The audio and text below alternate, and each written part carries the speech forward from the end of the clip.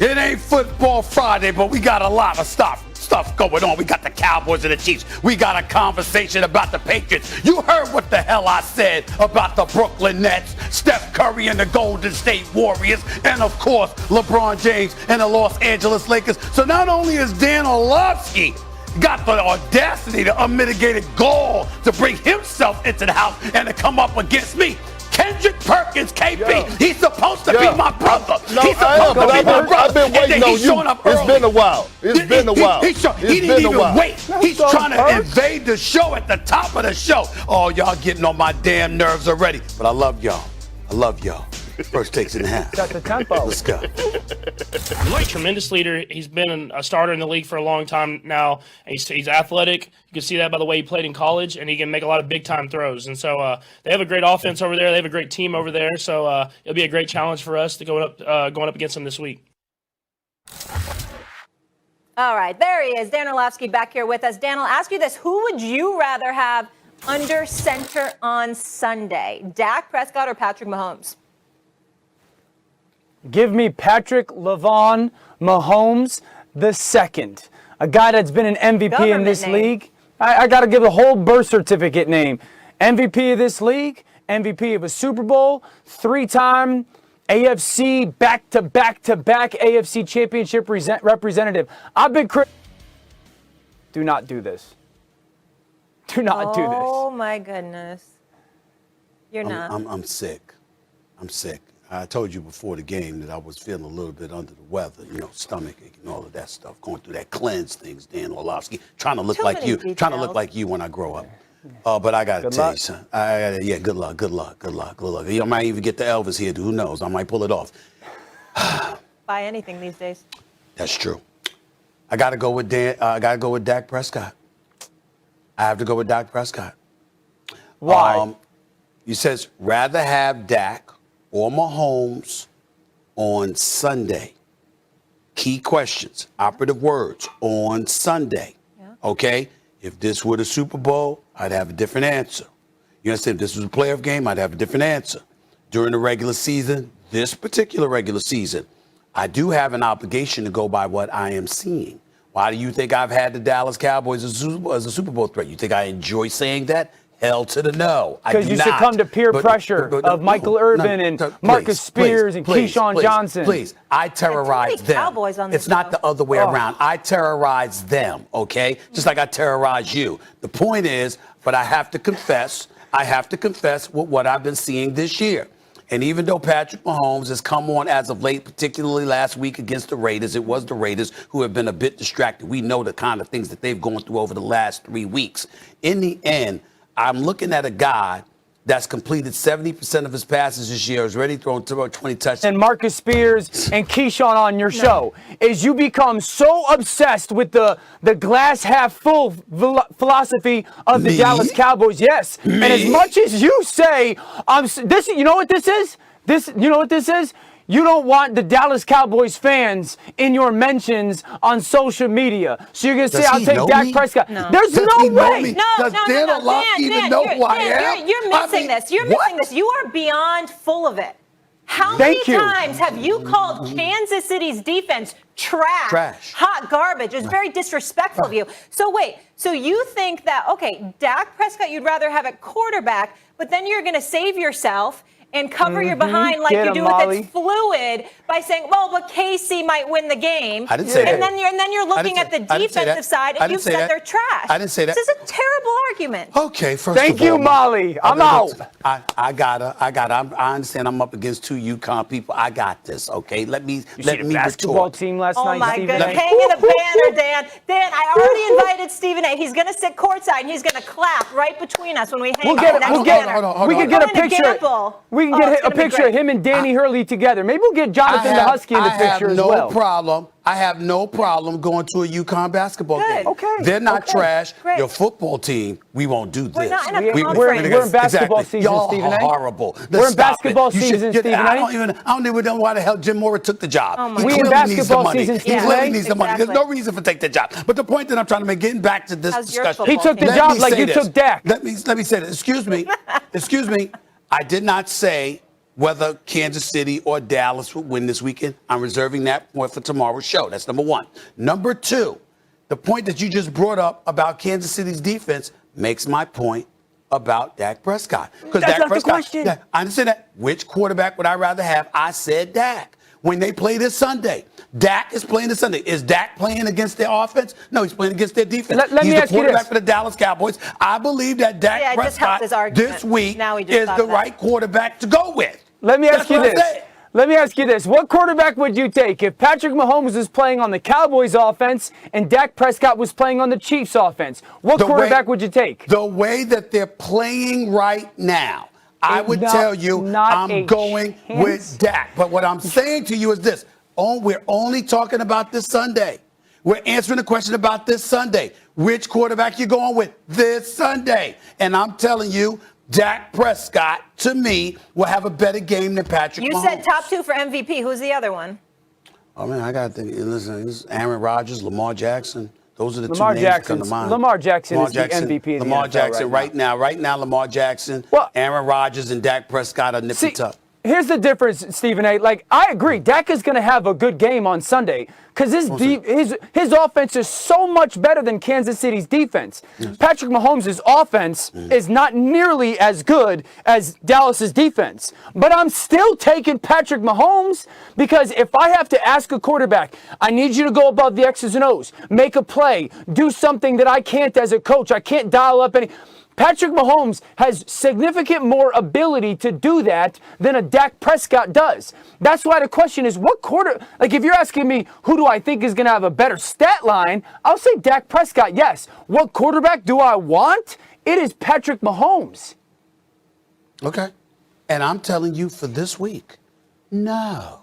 I'm telling you for this week. Molly, Dak 4 weeks. I'm 4 weeks from now, he's going to be like, you see Patrick Mahomes? It's not my fault. Yeah. Listen. Molly gets with the producers. You decide specifically what questions you want to ask. I looked at the question and it said on this Sunday. I'm telling you, we going with Dak Prescott. Nothing to do with what we talk about on the show. Right, he just shows up. I'm very innocent. Just shows up. I'm very innocent. I'm very innocent. I'm very innocent. You know what I'm saying? I'm an innocent bystander in all of this. You know what I'm saying? What I'm saying? I'm innocent. I'm innocent. All right. I saw you yesterday.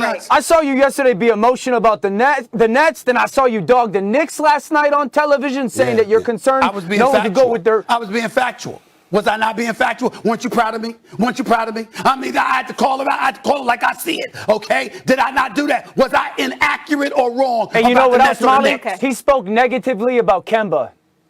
It's a UConn thing. Hold on with it. I said that I'm not pleased with what I've seen from him thus far. I expect more. Are we denying this? Right now. Are we denying right now, Molly? It is so personal right now. Don't make me I love get out the Kemba. jersey. I loved Ray Allen. I loved Rip Hamilton. Listen, I even loved Donyell Marshall at one time, okay? Yeah, Let me tell you something. Donyell. Jim Calhoun, I was a fan for years. Bottom line is I got to call it like I see it, y'all. Okay. Kemba Walker needs to step up and be better. I love the guy. He got to be better. I cannot wait when we are all in stores together. Can we please do a show from there? Let me tell you That's something what right now. we need to do. We Let need me to tell do you a something right now. Let me tell you show something. from I'll wear a UConn. Taurasi jersey. Y'all should actually throw a parade. Stephen A. Smith is willing to come to Stores, Connecticut. That's news in and of itself. I'll wear a There ain't nothing in stores for me. I'll wear a Paige Buckets I'm only jersey. doing it for y'all. There we go. I'll wear a There Paige we go. We Buckets got jersey, lots of Stephen. I'll names. get you coming one with too. me?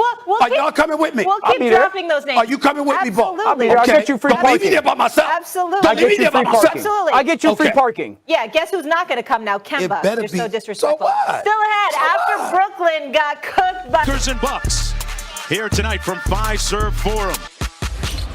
Giannis with more bounce to the ounce. He is automatic tonight. Man, he's making it look easy.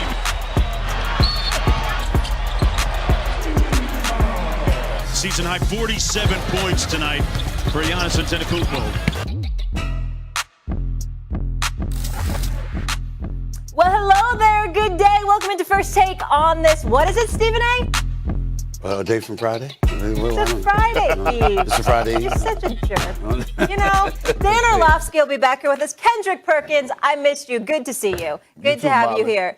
All right, we got plenty of hoops to get into, guys. About last night, though, Giannis Antetokounmpo reminding folks why he's a former two-time MVP And the Bucks are the current world champions, dropping 47. Yes, 47 in a win against the team with the second best odds to win the title. That would be the Los Angeles Lakers. Anthony Davis at 18-9-4 and must be clamoring for his boy LeBron James to return, who is 50-50 to play Friday with that ab injury. And together, and we haven't seen it yet. TA hasn't played, K9 hasn't played, Bron has played limited, Taylor's just coming back.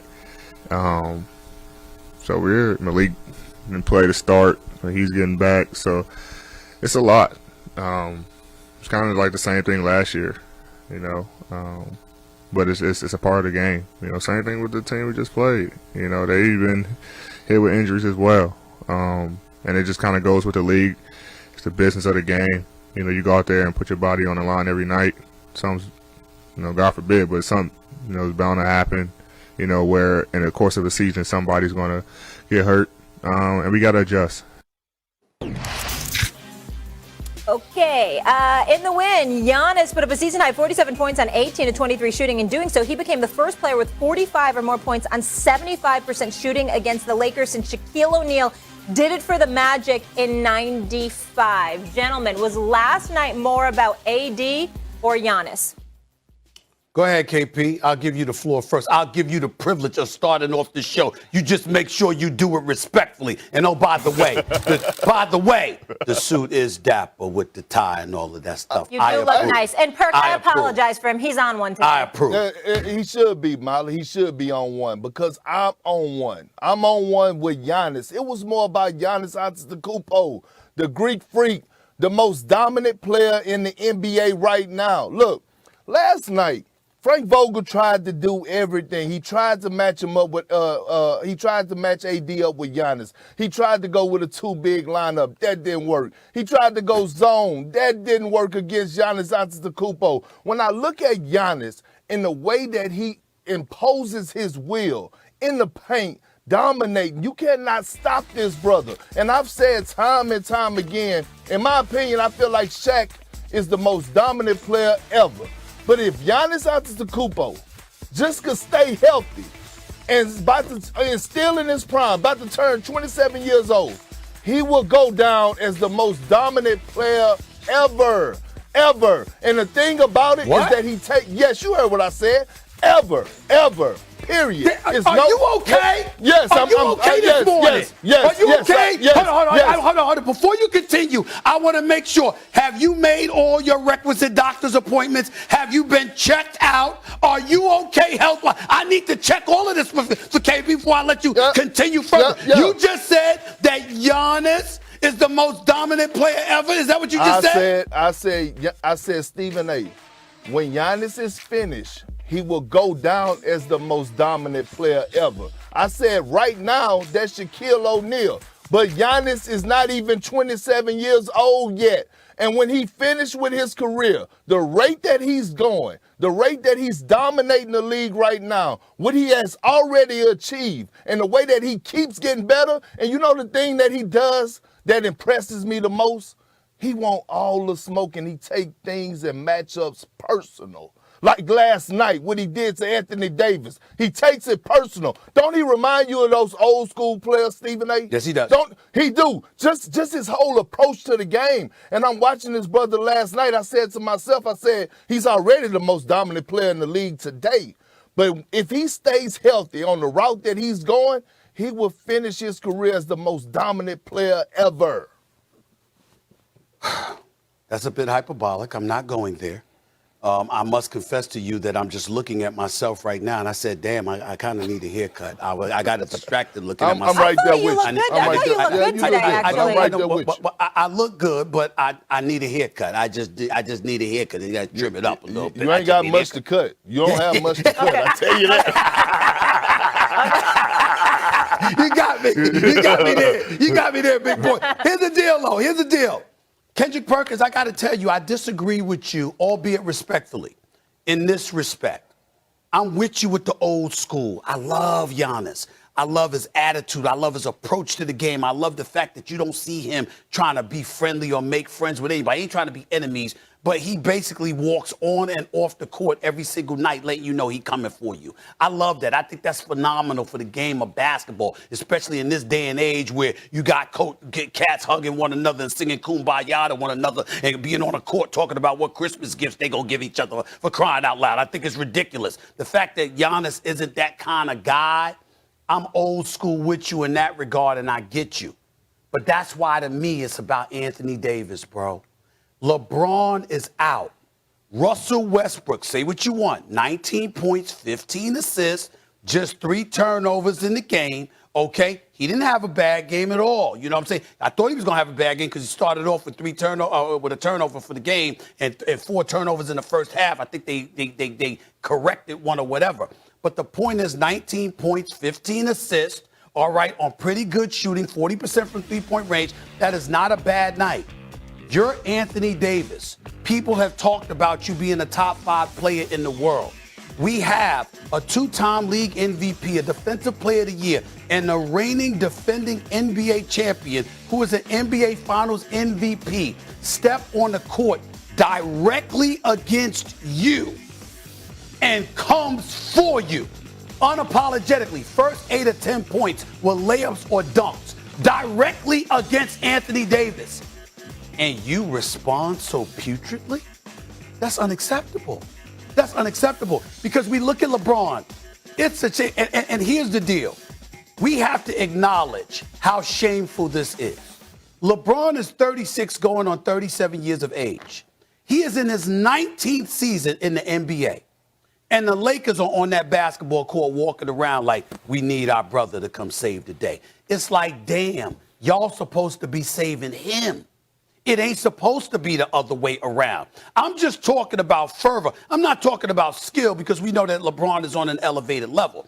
I'm talking about fervor. I'm talking about passion. I'm talking about a want-it mentality. Do you know, as we sit here this morning, the person that we look at right now as the lone dude that has gone out on the court every single night he's played and has looked like a guy that's coming for you is Taylor Horton Tucker, THT.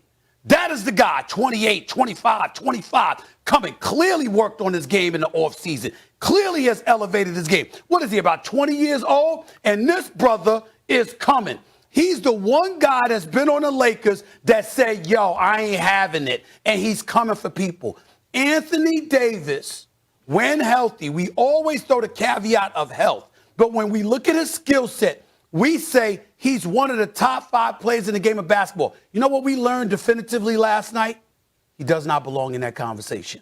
Because when your mindset, and listen, I love Anthony Davis, but when your mindset and that thing inside your chest comes into question because a guy like Giannis said, I don't give a damn who you are.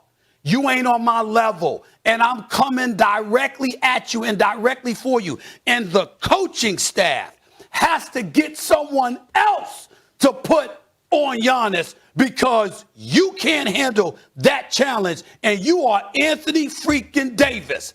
That is a problem. So for me, even though Giannis had 47, even though it was a dominant performance, KP, we've seen it from him before. What I don't think we've seen before is somebody come for Anthony Davis, who, by the way, is supposed to be an all-world defender.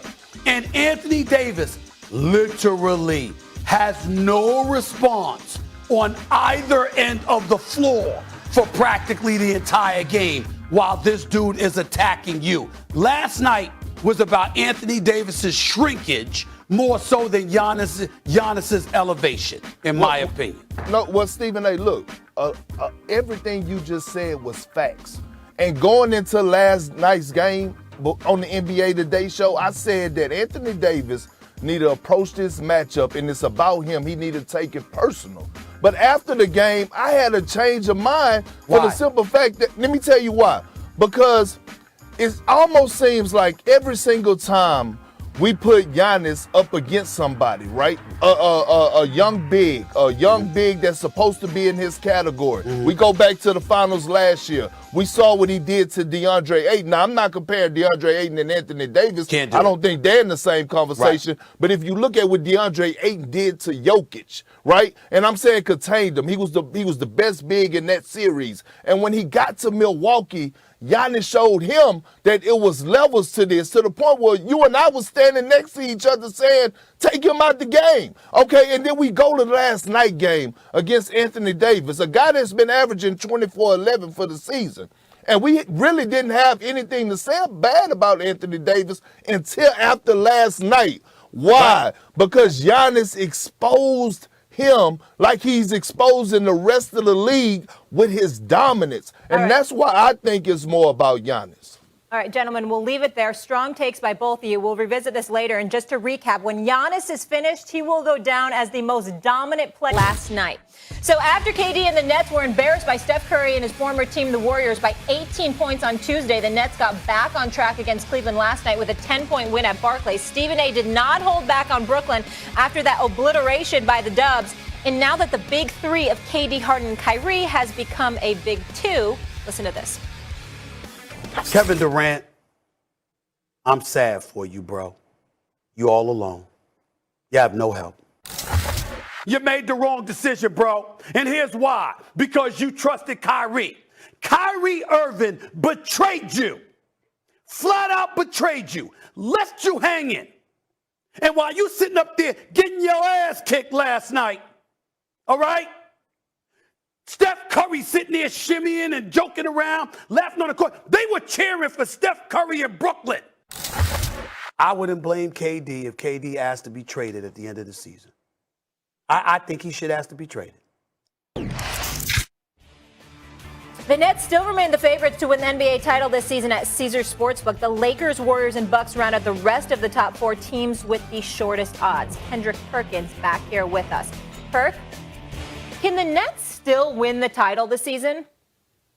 Hell no. Not without Kyrie Irving. Hell no, Molly. Look, the Eastern Conference is just so good, right? They have got a lot better. You're looking at Chicago Bulls. You're looking at Milwaukee. You're looking at Philly. Although they're going through a slump right now, they still don't have Joel Embiid. You got too many teams. The Hawks are starting to play better. Here's the thing, right? When I look at the Brooklyn Nets, my concerns is not Kevin Durant, because he's playing the best basketball of his career, in my opinion. My concerns is not even James Harden. I feel like he's going to figure it out. My concern, and one of my concerns has always been Steve Nash. And I think against the Golden State Warriors, we saw that. We saw that. And I know a lot of the blame went on the players, and I get all that. But preparation, adjustments, it means everything, especially when you're playing against a team that's at the same level as you. We saw Golden State preparation. It was a lot different. They approached that like it was a playoff game. Ron Adams and Mike Brown had those boys out there on the defensive side of schemes in a diamond setting. Sometimes they were trapping. Sometimes they was in man-to-man. And what I saw Steve Nash do against the Golden State Warriors bothered me. When I saw him bench LaMarcus Aldridge, a guy that has been your third option type player this whole season, and you get to this game and you bench him, he don't play a minute in the first half, and all of a sudden, what did LaMarcus Aldridge do last night? He come in and dropped 24 off the bench. So my concerns is not Kevin Durant or James Harden, it's Steve Nash, and what is he able to coach and make adjustments on the fly? And against Golden State, we saw that he's not on that level yet. Let me get real serious on this subject, Kendrick Perkins. I don't disagree with you with your point. It's bigger than that, but I don't disagree with your point. But what I'm about to say, in my time with you on this show, I've never been more sure in my life that you're about to agree with every word that I say. You bring up Steve Nash and lack of preparation. Steve Nash has never coached a day in his life in the NBA. Never coached on any level before he got the Brooklyn Nets job. Whose fault is it that he's there as their head coach? That would be KD and Kyrie. Now, I would remind the world, Steve Nash, a good man, a hell of a player, Hall of Famer, who, by the way, I think has the potential to be a very, very good coach. He's had some good moments. Last year wasn't god-awful, even though we saw some hiccups in the postseason, particularly with his usage of Kevin Durant not spelling for him and leading him to exhaustion. We had nothing left in overtime against Milwaukee in Game 7. But what I would say to you, KP, who was available at the time that the Brooklyn Nets were looking for a coach? I believe Mark Jackson was available. I believe Ty Lue was available. We sit here today, Molly, Kendrick Perkins will confirm, Ty Lue might be the best coach in basketball right now. Ty Lue of the Los Angeles Clippers, when we watch the work that that man has done since he's been head coach of the Clippers, he might be the best coach in basketball. Might be. You bypassed both of them. I'm not blaming Sean Marks for that. We all know what KD wants, KD gets, because he is the Brooklyn Nets. They got no hesitation with him because that brother wants the ball all day, every day. And by the way, he came into the game against Golden State averaging 28.9 points, 56% shooting from the field, and better than 40% from three-point range. He's been doing his job. I need James Harden to do better and remind us that he's a superstar too, and to start playing like one on a consistent basis. Don't get me started with Kyrie. You know where I stand. You heard what the hell I said yesterday. Ladies and gentlemen, I didn't stutter. I don't give a damn what anybody says. He's betrayed them. And I'm going to say that till the cows come home. Plain and simple. He ain't taking no vaccine and all that stuff. I understand that. I believe that even if there was no vaccine, Kyrie would find an excuse to get time off from work because that's just how he rolls. But Kyrie Irving and Kevin Durant not only signed off on Steve Nash being the coach, you had a whole bunch of brothers out there that were looking for opportunities to get their shine, and they didn't even facilitate cats getting interviewed for the job. That's a fact. There were no brothers in the pipeline that we saw coming through the back pages of a sports section. This person's being interviewed for the job. That person's being interviewed for the job. You couldn't at least ensure that some brothers got interviewed just so they could get some pub, even in the event that they don't get the job, that they at least garner consideration for other jobs. I'm looking at Steve Nash and his staff. I'm looking at my brother David Vanderpool on that staff, who should have been a head coach in Minnesota, who should have had consideration for the Portland job long before Chauncey Billups ever got there. But we happy for Chauncey Billups. But in the end, the players themselves who are running the franchise never once facilitated a brother being interviewed for the job to give a shot. And this is fresh off the social justice issues. This is fresh off of people looking at our society and saying, you know what, y'all need to listen to us. And white folks in America saying, we're listening. We want to hear you. We want to elevate ourselves to this with this conversation because the aftermath of the George Floyd killing took place. All of that stuff happened. And KD and Kyrie running the Nets, getting what they want, did nothing to provide any kind of pushback for Steve Nash being the coach because Kyrie said, we really don't need a coach. We could do it ourselves. Guys, am I wrong, KP? Am I wrong? We have to get a break in here. But, Perk, I want to ask you a question really quick. If you could just give kind of a one-word answer, if you don't mind, because I find this situation very curious. What % chance do you think the big three will be playing for the Nets next season? Molly, I would say a 20% chance. It's not looking good. It's not looking good. I don't care what nobody say. I don't care what nobody say. And Stephen A., you know this. It was constructed, and we talked about this time and time again. Kevin Durant was supposed to sign first, which he did. Right. Next was supposed to be Kyrie Irving. Right. And next was supposed to be James Harden for his contract extensions. Yes. All of a sudden, you got James Harden going into free agency this summer. And the Nets have taken the long-term extension for Kyrie off the table. Put your percent on it. He said 20% that the big three are back. I say it's less than that. Wow. The only reason Kyrie would be in Brooklyn is because he has to be, because my intel, according to my sources, the NBA has informed Joe Tsai and the Philadelphia 76ers, the Nets and the 76ers, that even though you can find these players or they may not get paid because of the mandate in New York, What you're not getting any relief on is the luxury tax. You're still going to have to pay that, which means those players are going to cost those owners, and the owners might say, okay, then you might as well play. But that is the only reason at this point that Kyrie Irving is going to remain a member of the Brooklyn Nets. They played about 13 games together last season, and this season we haven't seen it yet. All right, Big Perk will be back with us in just a minute. If you ask Stephen A. Smith if LeBron and Orlovsky as well, and Dan, I'll start with you. I think this is a very interesting question. Are the Patriots the most dangerous team in the AFC? No, it's the Buffalo Bills. It's been the Buffalo Bills since last year, and even through halfway through this season, it is still the Buffalo Bills. No one in the AFC is as complete as Buffalo, both offensively, defensively, and well coached. Josh Allen isn't even playing blow for blow offensively with the Buffalo Bills. Buffalo's still the most dangerous team in the AFC. I respectfully disagree. Humbling myself and deferring to y'all football knowledge, I still respectfully disagree. And here's why. Because of what I witnessed last week against Cleveland. I have to confess that. Now, I've been suspect on Cleveland, so I understand there's a little inconsistency there because I've been suspect on Cleveland all year long. I never had them going to the playoffs, but I do recognize their talent. Here's what I'm paying attention to. Initially, I was saying people, and I said this to you, Dan, when I was a bit hesitant to give the Patriots some love, and you was telling me, give them love, give them love, give them love. Right. And I was hesitant. Here's why I was hesitant. They got 6 victories, right? Let's talk about 4 of them. 2 of them was against the Jets. And listen, I'm rooting for Robert Salah. I truly, truly am. The Jets are horrible. And he looks like he's doing a horrible job.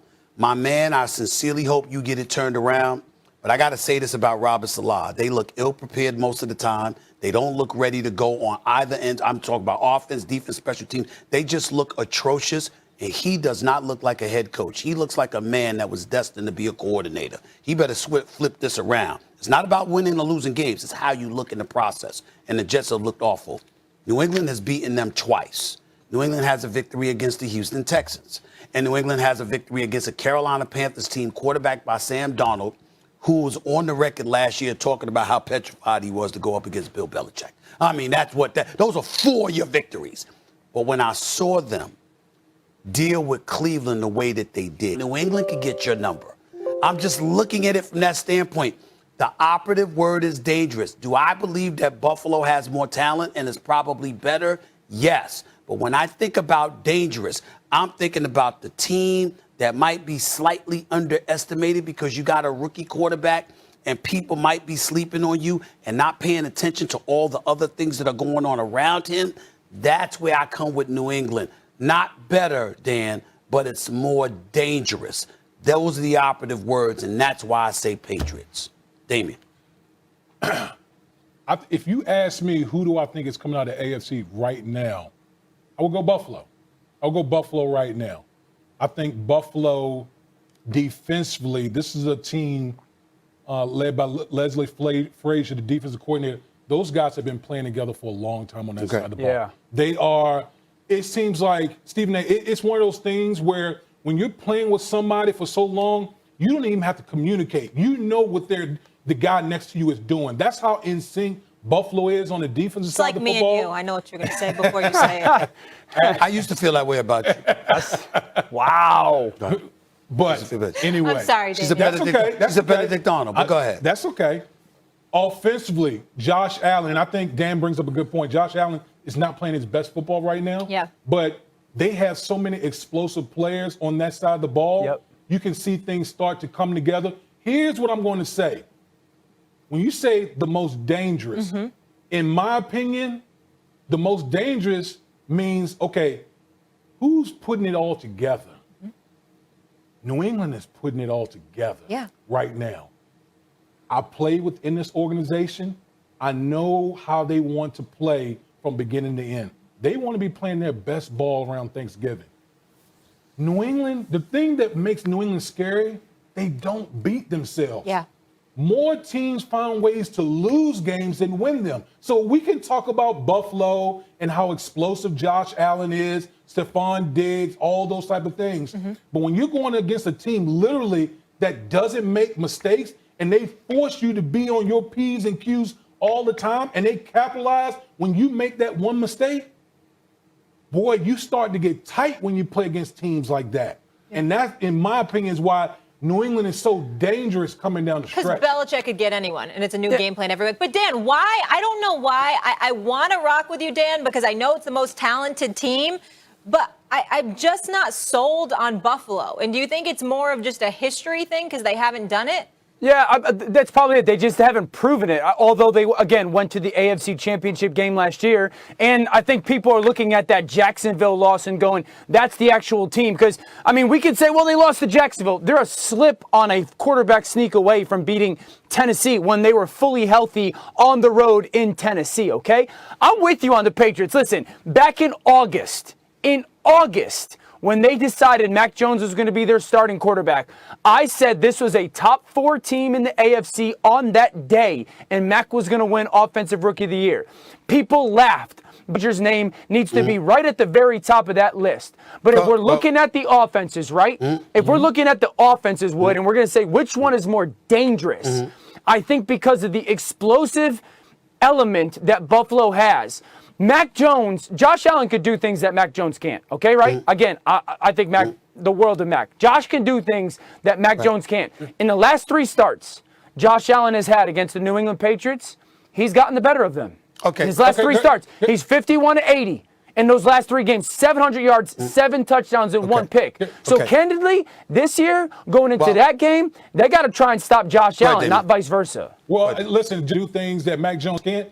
The New England Patriots offense can do things that the Buffalo Bills can't, primarily running the football. You know that they know, like, the way they're playing football right now is conducive to winning later in the year. Their offensive line has finally gotten healthy. They got 3 running backs that they can throw at you and pound you. All they're asking Mac Jones to do is be good situationally, particularly on 3rd downs, and don't turn it over. With that defense, that's scary. There's a couple of things that I want to say to Dan Orlovsky. Number one, okay, that age-old strategy of talking enough so nobody has time to retort, that don't work. You made it up. It's not You made it up.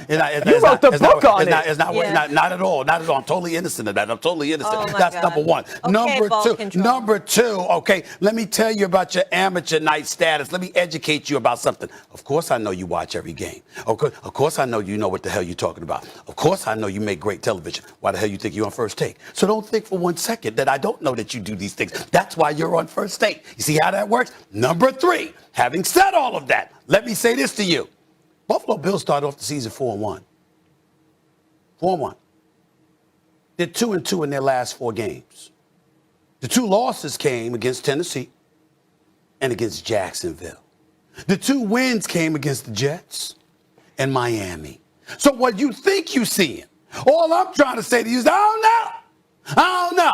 Now I know they beat Indy and they beat Baltimore in the playoffs to get to the AFC Championship game. And I understand that. That was last year. I know the experience-wise, cohesiveness, all of that stuff they've got on defense. But again, when we talk about the New England Patriots and Bill Belichick and that defense, it's going to be real interesting to see what Josh. Is freaking awesome. No, I'm just talking about like Damien just said. All right, gentlemen, got to agree to disagree. We're out of time. Let me ask you one question. He says the Patriots, you say the Bills. Yes, sir, Dan. Does he think the Patriots are good or not? Because he talked about they ain't beat anybody but a 5-5 Cleveland Browns team. You think they're good or not? I said you corrected me, my brother. Sometimes he goes around the bush and up the hill and down, but he gets there. Isn't Dan the same one that be staying in the Cleveland Browns? Exactly, yeah.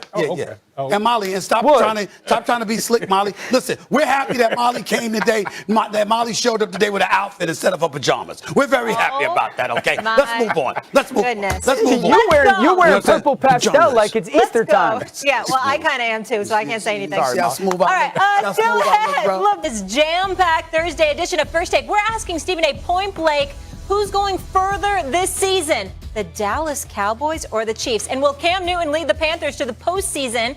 Plus, some more hoops with Perk. Why is Stephen A. obsessed with the Warriors? And wait for this one. Could Stephen A. score just 1 point against Michael Jordan? I promise you'll want to hear why we're asking that one. But about last night, Giannis Antetokounmpo reminding folks why he's the MVP and the Bucks are world champions, dropping 47 in a win against the team with the second best odds to win the title. The Los Angeles Lakers, who have gone 4-6 without LeBron on the court, who is sidelined with that ab injury. The Lakers clamoring for his return. He's 50-50 to play Friday in Boston, that according to ESPN. Meanwhile, Stephen A. Smith has been focused on another team, the Warriors, and has done a whole lot of chirping about King James and the Lake Show, saying no mas. I think LeBron has won his last title. I think it's over. Okay, I'm glad 15 games into the season you feel that way. It's not LeBron's fault. And I believe this is the last championship LeBron James is going to win. Meaning it's over. Ain't no more championships coming. I want to say congratulations to LeBron James for a wondrous, illustrious career. Marcus Spears, Molly Q, that's exactly what I'm doing. I am eulogizing LeBron James. I know LeBron James is great, Marcus, still. Yeah. It ain't him. It's what the hell I'm seeing. That's what from the Golden State Warriors. Perk, I need you right now. You're an NBA champion, and a whole lot happened right there. So not only does Stephen A. believe LeBron will win no more rings, he also essentially retired him. Perk, will LeBron win another title? Molly, one thing that I've known and realized not to do is go against LeBron James. And I don't care if he's 40 years old, right? This dude is just different. And you know the thing that bothers me is that Stephen A.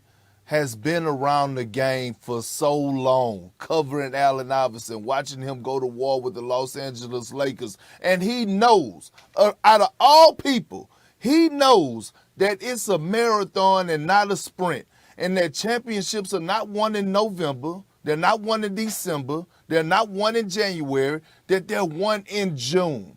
That at the end of the day, it comes down to who's playing the best basketball towards the end of the season. Are you peaking then? Are you finding your stride? Are you hitting your chemistry? So when I look at LeBron James and I look at the Los Angeles Lakers right now, Stephen A., it's a reason we put LeBron James in the MVP conversation. It's a reason we put Steph Curry in the MVP conversation. It's a reason we put Kevin Durant in the MVP conversation. Because you know why? When you take those guys off their team, where would their team be?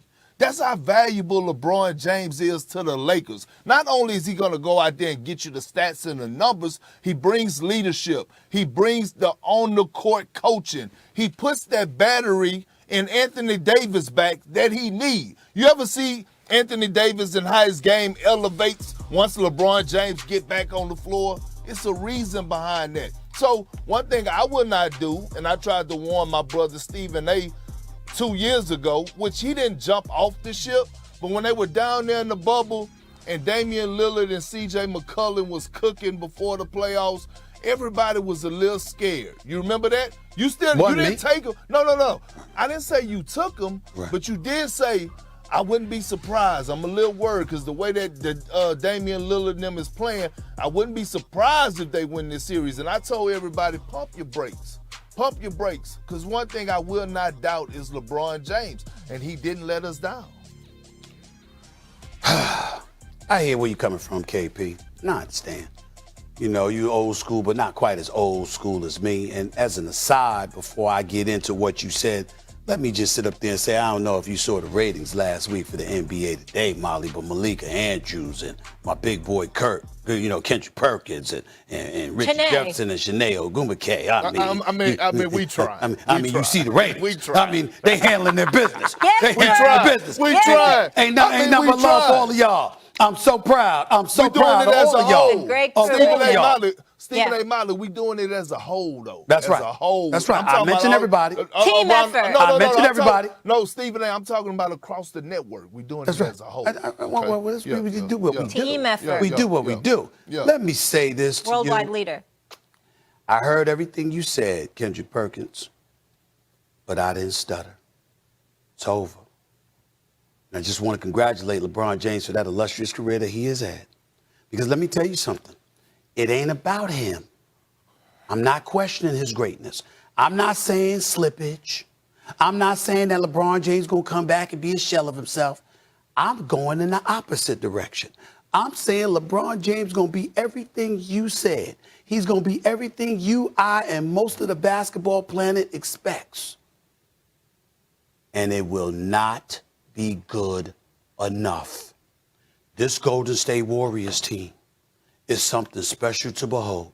Steph Curry, I think it's safe to say he's the lead candidate for league MVP honors. I think it's safe to say that right now, the way he's balling. Okay. By the way, just as an aside, just a little small thing, KP, not that it matters most to people, he shoots like 95% for the free throw line. Jordan Poole shoots like 93% for the free throw line. Jordan Poole can ball.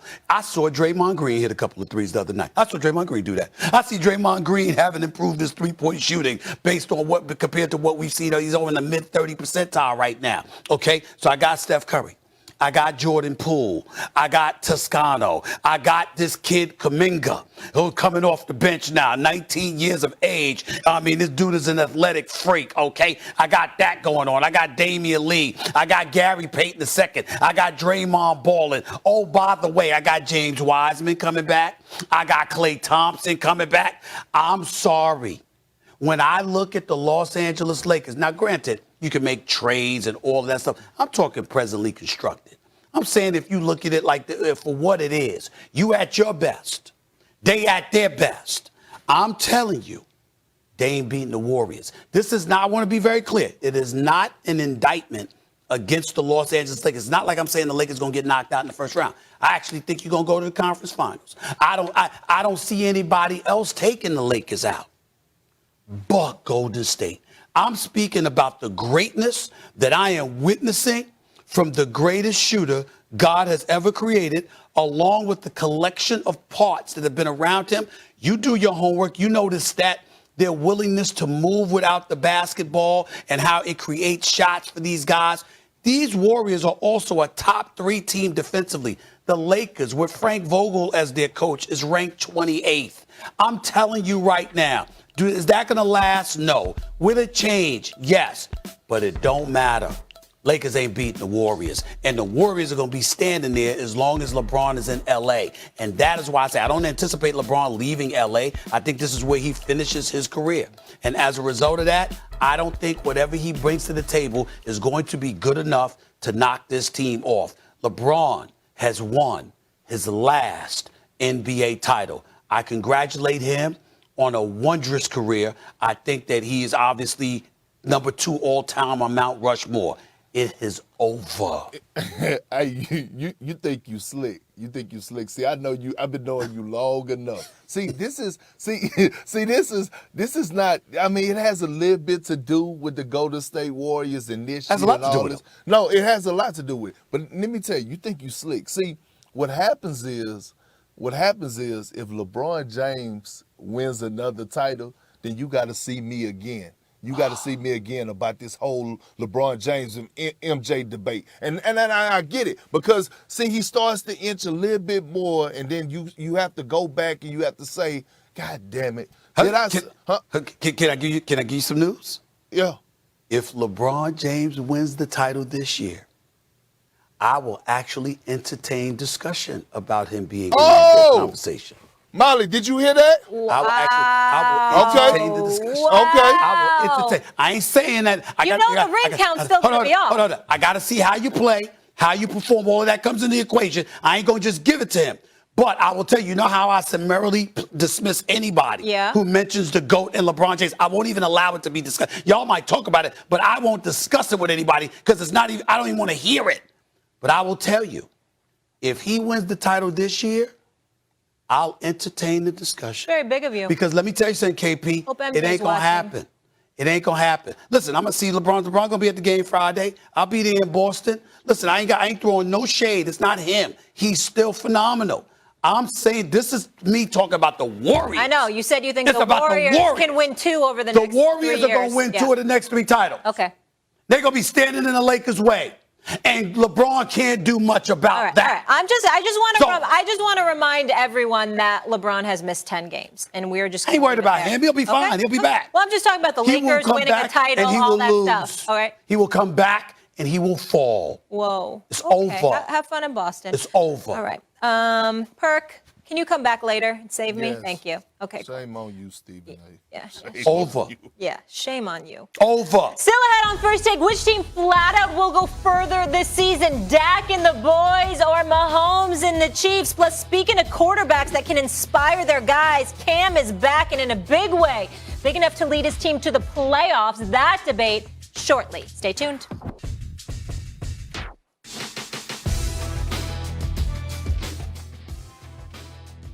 I like Hallmark movies. Stephen A., I'll start with you. Which team do you trust to go further? The Cowboys or the Chiefs? Oh, the Chiefs. Chiefs. Road to prosperity is tougher in the NFC than it is in the AFC. AFC's wide open. AFC, Bills, Patriots. Just been talking about that. Chiefs suddenly, I mean, with everything that that's transpired in Kansas City and with how horrible their defense started off, they're in first place. Because the Raiders have nosedived, the Denver Broncos never were really much of anything, and the Chargers inexplicably have been inconsistent, and they have been struggling with their rookie head coach, Brandon Staley. In the AFC North, we know that the Steelers' offense is putrid. We see what has happened to the Cleveland Browns. The Cincinnati Bengals fell off with back-to-back losses. Baltimore Ravens are coming off a loss, and too much is on the shoulders of Lamar Jackson. Tennessee is without Derrick Henry. The rest of the South ain't really much to talk about unless somehow Indianapolis gets to come on strong. AFC is wide open. Please, must be crazy. Stewart's, Connecticut. Be quiet. The point is, at the end of the day, the road to prosperity in the NFC is significantly more difficult for any team there than it is in the AFC. That's basically the premise of my point. All right, couple issues here. It took me 17 years to graduate from UConn, so I'm probably not the smartest person, but I don't understand how you can say it's easier and wide open at the same time. Wide open means that there's multiple teams, like there's 8-9 teams in the AFC that we feel, all right, they could come out of the AFC. How is that an easier road? You could I get to answer the question directly. I think that there are better teams in the NFC. That's all. Okay, that's more top-heavy NFC. Yes. I will give you that. Yeah. I will give you that. I think the Cowboys will go further. They have the best chance to go further. The Kansas City Chiefs don't have one landmark win this year. They don't have one win against a good football team that I say, yep. Molly mentioned they beat the Packers with Jordan Love. The Raiders are a completely different team than they were a month ago. So they don't have one landmark win. If they win this Sunday, then I'll feel a little bit different about them. The difference between the Cowboys, and I would say basically everybody in football, the Cowboys offensively could beat you whatever way you want. You want flaws of those football teams, and I love them, but I could point to real flaws. The Packers right now have an average offense. We'll see how good their defense is against Minnesota this weekend in their run game. The Rams' interior, their offensive line is bad, and their secondary is not good enough in tackling. Tampa Bay cannot cover or get to the quarterback. If I'm looking Arizona, too dependent on Kyler Murray, and you can pound the football against them. If I'm looking at the Dallas Cowboys, what's their real weakness as a football team? You're going to tell me, well, their defense. The real weakness is the Cowboys, because here's the reality of the situation. Seriously, I'm not joking when I say this. The more you elevate them, the more they wilt beneath the pressure. That's been their history. We'll see if this year is going to be any different. The fact that they're 7-2, the fact that we can easily see this team going 15-2 or 14-3 and being a number one seed with lofty expectations going into the postseason and being under that microscope with their personnel, we could see the Dallas Cowboys crumbling beneath that swarm of pressure, because history has shown us that's what they tend to do. Dan, go ahead, Dan. Go ahead, Mal. No, go ahead. I was just going to say, because you're not going to be with us tomorrow, Stephen A. will answer this tomorrow, but do you think Dallas is going to beat the brakes off KC? If Randy Gregory was playing, I would think that Dallas would beat the absolute doors off them. I think it'll be a good football game without Randy. If Micah becomes a difference maker as a pass rusher, I think the Cowboys can handle Kansas City. My question to Stephen A. would be this: At what point this season, have you walked away saying Kansas City's a really good football team? It hasn't happened. Okay, so you're banking on them flipping the switch at some point because of their past. I'm banking on them switching, Well, seeing them play the Raiders helped a little bit. Because it could come right before the postseason. Like, remember, as awful as they were, We were asked the questions on numerous occasions whether or not Kansas City was going to miss the playoffs. I repeatedly said, no, they're not missing the playoffs. Did I say they were finished in terms of being a team that's going to win the Super Bowl? Yes, they ain't doing that. But I never said they were not going to make the postseason because I always believed they'd get there by default just because of the division they're playing in. I think Kansas City have Patrick Mahomes. I think Kansas City needs this game on Sunday. If Kansas City beats Dallas on Sunday, then I say, yep, they're back. And until I see them do that and perform offensively, I'm not willing to say that. That's fair. That's fair. We'll learn a lot. All right, we'll leave it there, fellas. Super Cam, he's back. The Panthers shocked everyone last week when they brought back their former quarterback, Cam Newton, on a one-year deal. In his first game back with the team, Cam made his presence known, running for a touchdown and throwing for a touchdown on his first 2 snaps. Though it was a small sample last week, things could be trending in the right direction for the former MVP to start Sunday against Washington. I think we're probably trending that way, to be quite honest with you. I just, I'm not gonna probably pull that trigger till later. But I think that, I was pretty transparent the other day in terms of. Take a look right now at the NFC playoff picture. So right now, the Panthers have that 7th final spot. But keep in mind, they have the 2nd most difficult remaining schedule. So a tall task ahead for the Carolina Panthers. Will Cam lead the Panthers to the playoffs, Dan? I don't see that happening, no, Molly, mainly because we would be banking on 3 things happening that haven't happened in really 3 years, specifically to Cam Newton. 1, stay healthy. Everyone's talking like, whoa, vintage Cam is back and he's going to run the football. And those hits are going to add up like they have over the course of his tenure, an incredible Hall of Fame tenure career. Number 2, don't give the ball away. That's what hurt Sam football. That hasn't happened in that period of time. I'm not banking on that. I don't believe that's going to happen. No. So while I love their defense, hopefully he could come in and play well, and it's a great story, I don't see Cam leading this team to the playoffs. I'm inclined to agree with you. I would tell you they've got a chance because of their schedule over the next 3 weeks. Now, those last 4 weeks of the season, it's a little bit different. I mean, if I sit up here and I pull in their schedule right here, I got to remember it right here. They got the next 3 weeks. You got the Washington football team. You got Miami. You got a bye week, and then you got the Falcons. All 3 of those are winnable football games for the Carolina Panthers. After that, you got Buffalo, Tampa, New Orleans, and Tampa again. That's why I would say I tend to agree with you. But having said all of that, I also want to challenge you on something. First of all, I'm very, very happy for Cam. I'm happy that he's excited. Even though I think it was definitely more box office than box score, which was a question that we presented earlier this week. There is no doubt that that's in our minds, not Cam Newton. I don't think he's there to sell tickets and that's it. He's there to win football games. I totally believe him. He's an athletic stud. As far as I'm concerned, I have profound respect for him. And the cigar bar in Atlanta down the block from the Mercedes-Benz Dome is slamming. I would strongly advise people to go there. He owns that spot.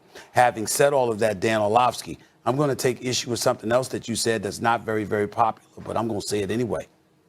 When you talk about Hall of Fame career, I don't believe Cam Newton has had a Hall of Fame career. No? No.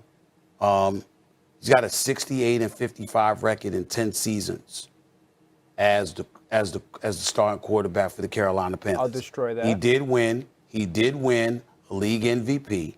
He did take them to a Super Bowl. He is devoid of any Super Bowl championships.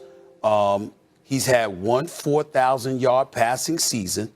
He's got a career 191 touchdowns to 118 interceptions. It's not even a 2-to-1 touchdown to interception ratio. I'm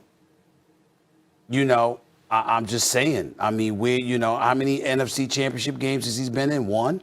Yeah. I'm just saying. Where's when you say Hall of Fame?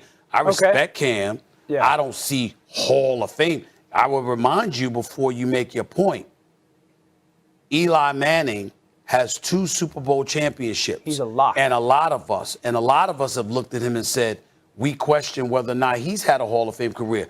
Just so you know, not just me, Ryan Clark's of the world and various others have been right on this show, football aficionados like yourself, questioning sincerely and significantly. We love and respect Eli Manning, consummate professional, great guy, really funny on television. He's got 2 Super Bowl championships, MVPs. We get all of that. He's a Manning.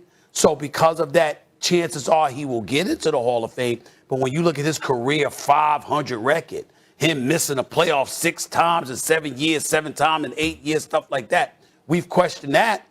I'm just looking at Cam's resume, and I'm saying to you, stud, one of considered one of the elite talents in the game. But when you talk about throwing that football with accuracy, career 60% completion of his passes, stuff like that in this era, where defenses clearly weren't allowed to do the things that they were allowed to do in the previous eras, I don't see Hall of Fame, bro.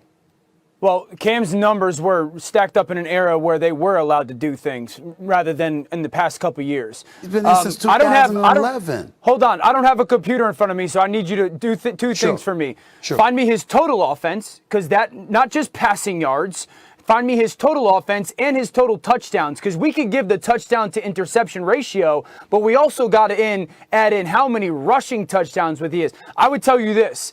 I don't know how many number one quarterbacks have flipped a bad organization into a good one. I have said that many a times. How quickly a number one pick that Cam Newton was took that team that was selecting at 1 because they stunk into the Super Bowl.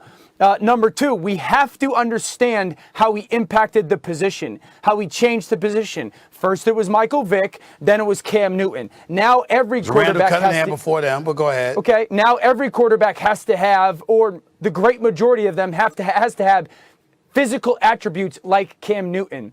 The fact that he won an MVP matters. The fact that he went to a Super Bowl matters.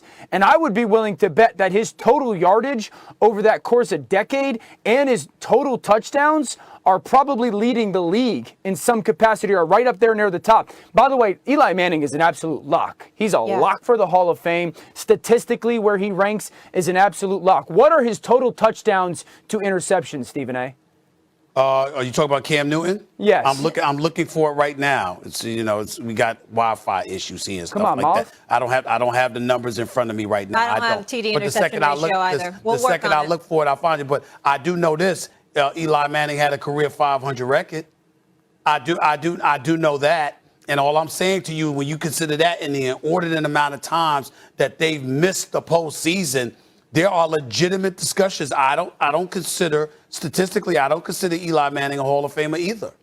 And I don't consider Cam a Hall of Famer. I consider Cam a big-time talent that deserves our respect.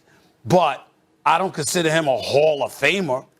So Cam's got, I just checked it, 71 rushing touchdowns plus 183. So you're telling me that he's got 250 touchdowns accounted for, because that matters, and he's thrown for how many interceptions was it? I didn't know those numbers, in fairness to you. I didn't know those numbers, so I have to think about it. Yeah. But I'm telling you, in terms of the eye test, watching a quarterback throw the football, I don't see a Hall of Fame quarterback, bro. And I just don't. I don't see it. Dan, can I say him or Eli? No, can I say one thing about Eli? Come on. Sure. Okay, because Eli is such a lock. I just have some numbers. 1 of 12 starting quarterbacks to win multiple Super Bowl titles. 1 of 6 quarterbacks to win multiple Super Bowl titles without a loss. 1 of 5 players to win multiple Super Bowl MVPs. In a streak of 210 consecutive starts, 3rd longest streak by a quarterback ever. Ranks top 10 in NFL history in pass yards, pass TDs, completions, and attempts. Goodbye. Thank you. See you later. We can end this. I love that, Molly. But here's my question, Stephen A. Hold on for a second. Seriously, I'm not joking. I respect where y'all are coming from with it. But we've seen Eli Manning. He's got 366 career touchdowns, 244 career interceptions. He's missed the playoffs more than he made the playoffs in his career. Patriots. I'm just saying we have to. No, I said missed the playoffs. Missed the playoffs, y'all. Come on, y'all. Listen, fine. I'm not gonna argue with y'all against your point.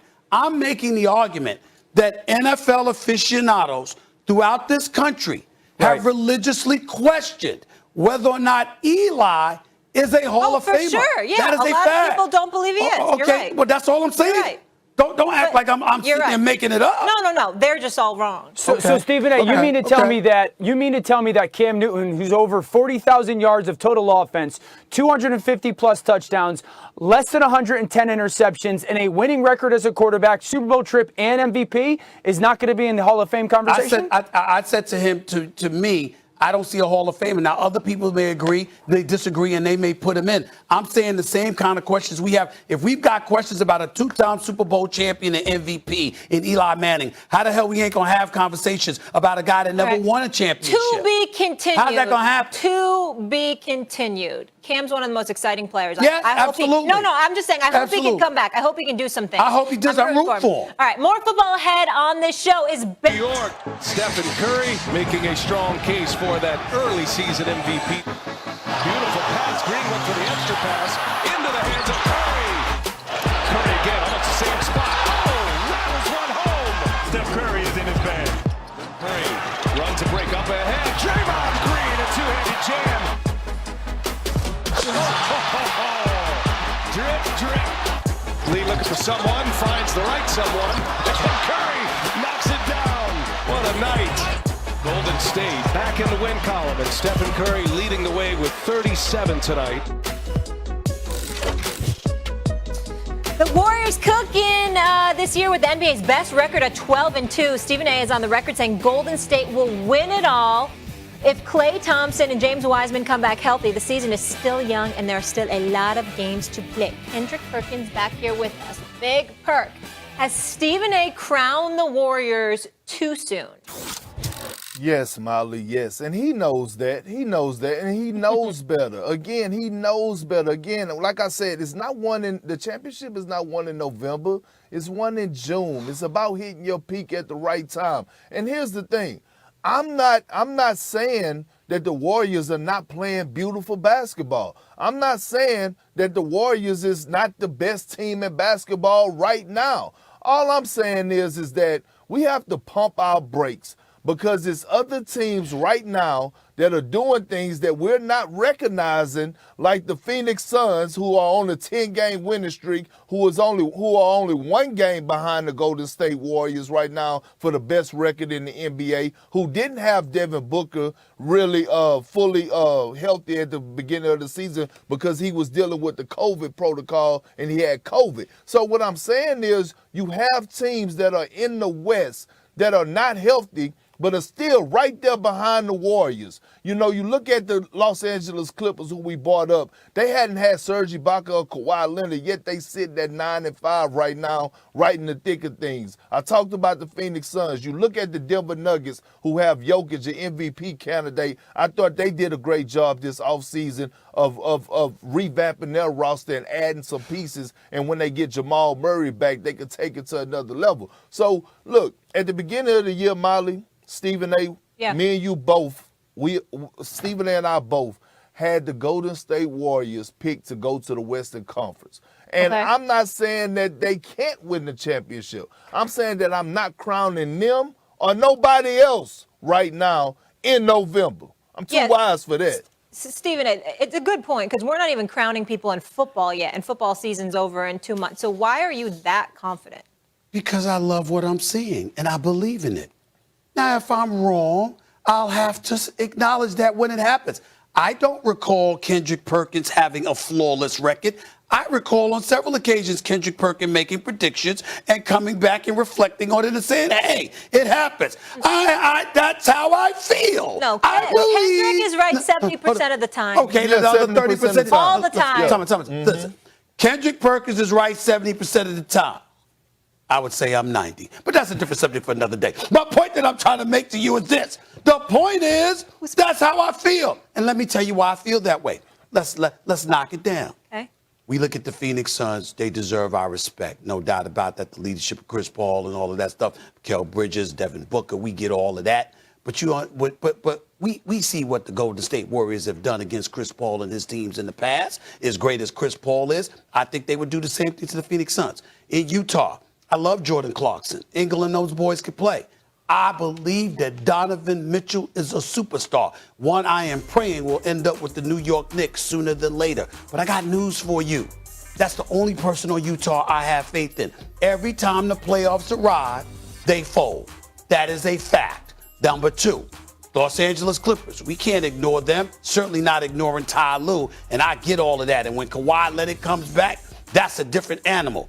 But if Dallas gave them a run for their money, okay, and we saw Denver take them out before, all right, and we saw them ultimately fold in the Western Conference, not fold, Kawhi got injured, and obviously he wasn't there to go up against Phoenix. Why would I not believe that the Golden State Warriors could take them out? You give me Denver. I tell you that Michael Porter Jr. got his money, now his back is hurting, okay? So his back ain't the same. If your back ain't the same, and you know this, KP, when your back's messed up, that's not something that you cure in the same season. When your back's messed up, you might get that, worked out in the offseason, but during the same season, if you got back injuries now, you got him with a back injury, you'd have Jamal Murray coming off for the first time off an ACL injury. I'm not getting caught up in Denver, which brings me to the Lakers. That's why I got the Lakers going to the Western Conference Finals. That's why I'm looking at LeBron and his greatness along with AD and Russell Westbrook. But then I'm also looking at the fact that even though with THT balling and Carmelo lighting it up on occasion and stuff like that, do you have the shooters that Golden State has? I got Steph Curry. I got Klay coming back. I got Jordan Poole, who's elevated his game. Andrew Wiggins is balling. Let's give him some love. Once upon a time, I'd give him away for a box of cookies. I no longer feel that way. He's corrected that, and he's been balling. I got Draymond Green suddenly hitting perimeter shots. I got Wiseman and Klay coming back. I got Gary Payton coming off the bench with Damon Lee coming off the bench. Toscano coming off the bench. I mean, are you kidding me? I got Steph Curry shooting 95% from the free throw line, 40+% from three-point range. I got Jordan Poole hitting 93% from the free throw line. We know he's got a perimeter game as well. These brothers move without the basketball. They play together. Plus, they're a top 3 defensive team, and they're exceptionally well coached by Steve Kerr, Mike Brown, and their coaching staff. I have every right to sit up there even in November and say, yo, this team is going to the finals. I have every right to do that. Yeah, but Stephen A., this is what I'm saying, okay? Look, Golden State is playing beautiful basketball, and I get that. All I'm saying is what I told you about 2 weeks ago. I said Jordan Poole, I said Damian Lee, I said those guys haven't had championship experience yet or playoff experience yet. And Steph Curry said it after the Brooklyn Nets game. He said it's all fine and dandy now, but we're trying to prep these guys because what happens in the playoffs? Clay got it though. Yep. The playoffs, the book get this thick, and now guys key in on your strengths and make you go to your weaknesses. We haven't seen that out of them yet. Clay That's and all Steph I'm saying. We seen it from Steph and Clay. Kendrick Perkins, appreciate you as always. We'll be watching you on NBA Today, and we will talk soon. A lot of hot takes. He just don't feel like traveling to the Bay. He wants to stay in Southern California. That's all that is. More football ahead on this show. Is Baker really the long-term answer in Cleveland? Dan with a surprising take on the Browns signal caller. We'll be right back.